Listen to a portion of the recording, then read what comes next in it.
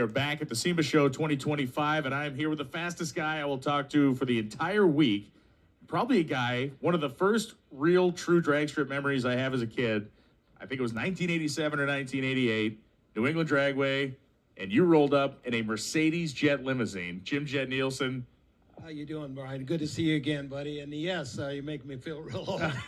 You were 9 years old. That makes me 109.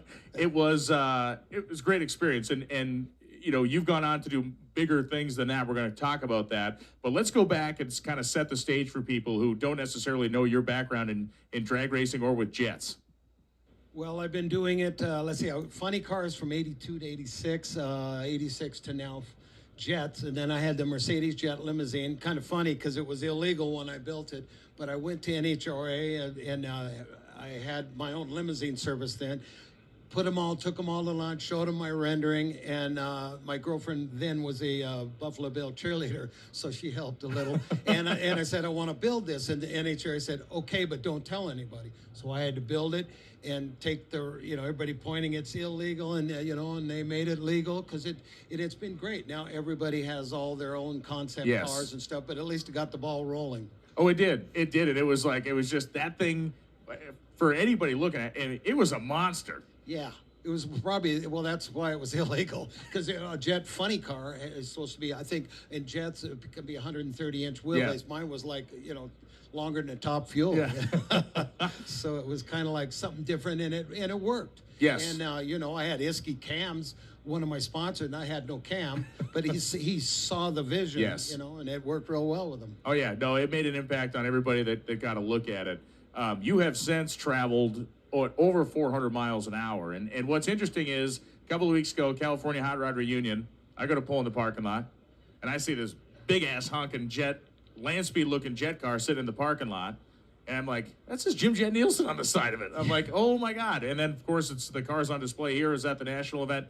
Talk to me about this project. And you told everybody I was 9 years old when I met him, so I got grandfathered in, kind of, no pun intended. But no, this is an amazing piece, and talk about, we got a book coming, talk about the car, just kind of tell everybody what's going on with this thing.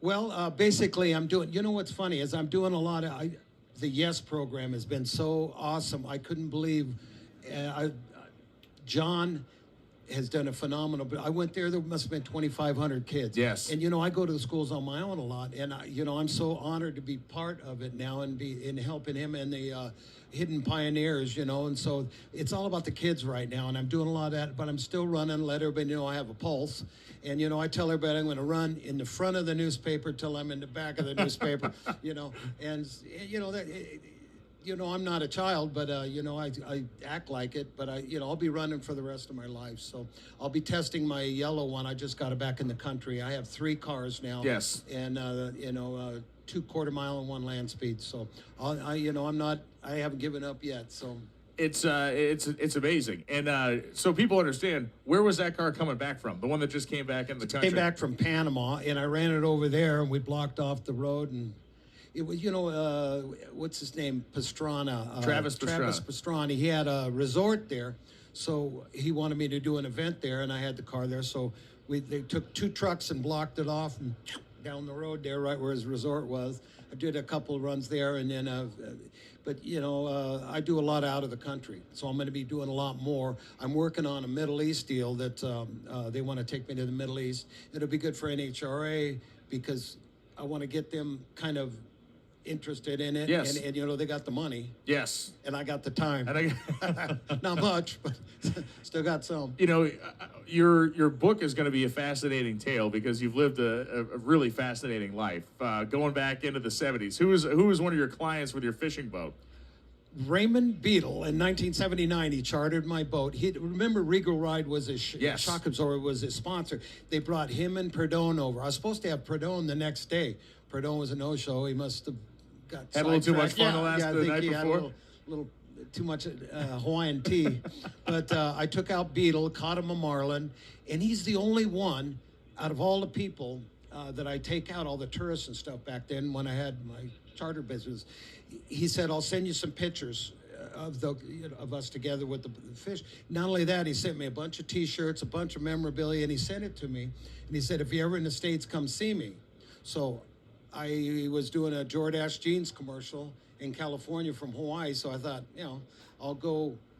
I heard it Orange County, so I go to Orange County, and I was with, he had flipped his car on the head, and it was destroyed, so he couldn't run, so he had to physically be at Orange County. Gotcha. And so he was there with Dan Pastorini, the football player, and so I went up there, and we're in the tower at Orange County Raceway, and I never knew jet cars existed, and I'm looking, I go, I want to do this, and they all said, have another glass of wine.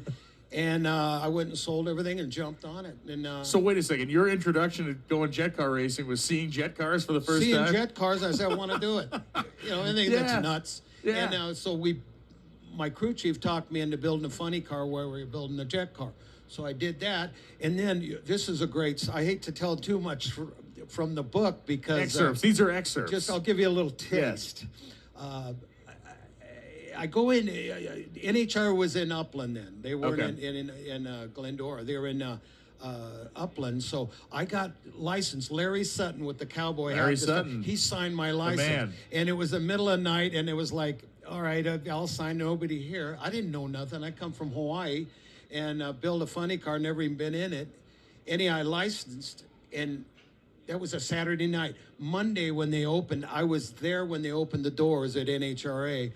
Got my license, and they said, I said, when's the next national event? They go, well, it's this weekend in Brainerd. I said, put me in it. And I left that minute. I mean, in an hour, I was on the road, drove nonstop to Dallas, spent the night over in Dallas, drove to Brainerd, qualified, and I got runner-up, my first race, first national That event. is incredible. Vern Motes with the Hams Beer Funny Car beat me, but he was the national champion. Funny story. I'm pulling up to do my first, and I told him, I said, I just licensed. And his crew chief goes over and he goes, cut a light on him. When we did our first, true story, man, it was funny. It was great. And he ended up being a fantastic friend. Oh, yeah, a great guy, salt of the earth, Hall of Fame, Hall of Fame level guy. So when do you get the idea to try to run the car like 400 mile an hour on a public road? Where does that come from? Well, I like to do, they gave me carte blanche. I did 3 freeway openings. You took probably a DI, Desert Inn, Ontario, to come here. I opened that at 266 miles an hour, went around the corner, down the hill and under, with live on every channel. I got all the footage. I've never shown it. Some is on YouTube, but I have all. And we're going to have it in my book. Andrea, she's got 2 bestsellers out.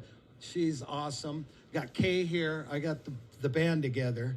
And it's all, the book's going to be huge. And I want it. It's going to explain a lot that people don't understand. Jet cars, a fuel car, when they're at 8th mile, they've already almost hit 300. Sure.